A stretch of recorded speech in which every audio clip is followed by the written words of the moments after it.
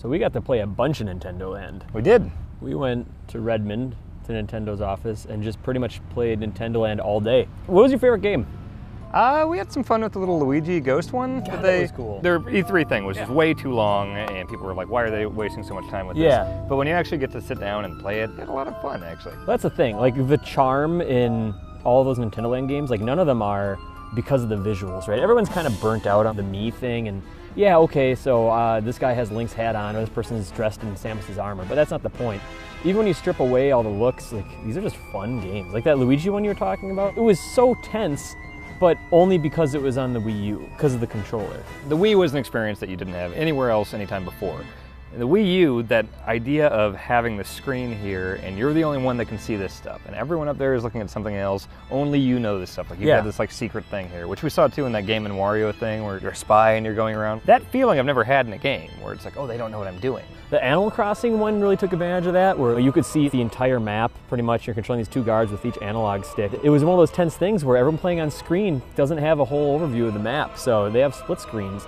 And you know where they all are pretty much and can go and hunt them down. It's weird for me to think like that Luigi game and that Animal Crossing game, I didn't expect Nintendo Land games to get that suspenseful. Well, that's the thing, is I think when we went to Redmond, it was a completely different thing than when I first played it at E3. Yeah. And, you know, I wrote a bunch of stuff about it, and I think we did some videos about it where I was super, super critical of it. And I said it was just really dumb, I said it was really simple, it's not gonna be the success that Wii Sports was or whatever, which, you know, that's still debatable, obviously.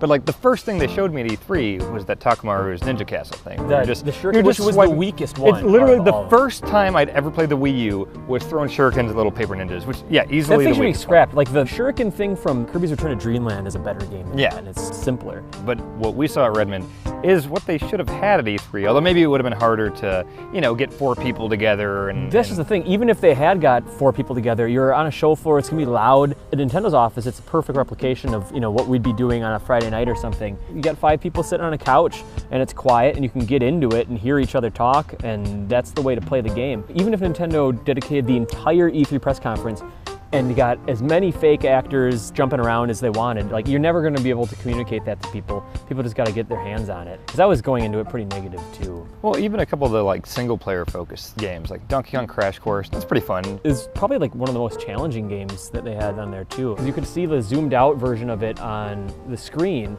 and then you could see a close-up of your cart on the gamepad. Balloon Trip does that too. Yeah. The screen has the entire map as you move from right to left, and instead of tapping a button in this Balloon Trip game, you swipe with your stylus to kind of control the wind and keep them afloat. Well, and I felt that both screens offered something different from a gameplay perspective, where like if you wanted to see what was coming up in terms of obstacles and stuff, you could look at the big screen, see the zoomed out thing, it's like, oh, okay, there's this huge cluster of obstacles here, I can go over this. But then if you need to go through like a really dense area of obstacles, you look at the zoomed in one and you can really like work your way through these like spikes and stuff like that. Yeah, that game was a lot of fun. Like, I honestly, Balloon Trip was the biggest surprise coming out of that, I think, for me. Metroid. Metroid was really fun. Yeah, it sounds like they were kind of trying to court the Western audiences with that. Like, I think they just seem to think they're like, oh, you're shooting stuff. Western audiences will like that, but like it was pretty good. Well, I mean, it's not like if you love Call of Duty, it's not like this is what you should play. It's just charming, and again, it's the thing where it's like everyone's running around on foot, and it's pretty much the controls you expect trying to shoot down this spaceship. But then you got the Wii gamepad, and you get to see everything. It's that dynamic, like those things working together, that just make it like something we haven't played before. And even like the hub world, which, you know, they spent some time at the press conference at E3 showing that, but we saw some more of that, where you're earning these coins, and there's this little mini game where like a Plinko type thing where you're dropping down, you earn, you know, new prizes that are going to populate the hub world. Every day we'd pretty much just like wake up at the hotel room and start humming the Nintendo Land music. It was super infectious. You were talking about that shuriken throwing game, the Ninja Castle one.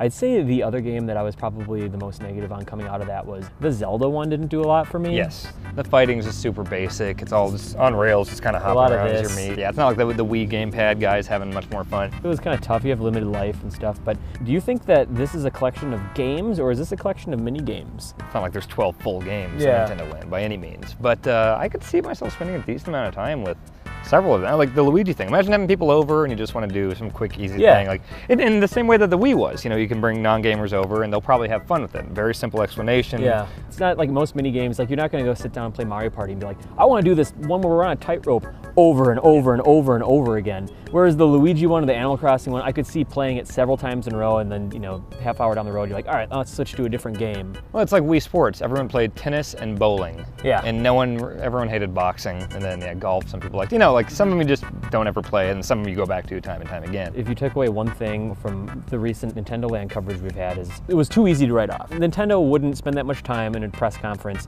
talking about something they didn't have faith in. And we played it, and it was a great Nintendo game. Yeah, but they didn't give you that impression at E3, and I think that's their mistake, is they obviously had faith in it, but the way they showed it at E3, everyone was like, why is this such a focus? Like, I mean, half their booth is this thing, and they're just showing I know we keep dwelling on this, but I mean, seriously, this is their big thing. Show the better stuff. And the better stuff is there, and we played it. Yeah, liked it. It's not like it's going to be like my most anticipated game of the year or anything, but I've made a pretty dramatic turnaround from thinking it was just super dumb and super simplistic to, yeah, I'm looking forward to playing this. Yeah, I'm completely with you.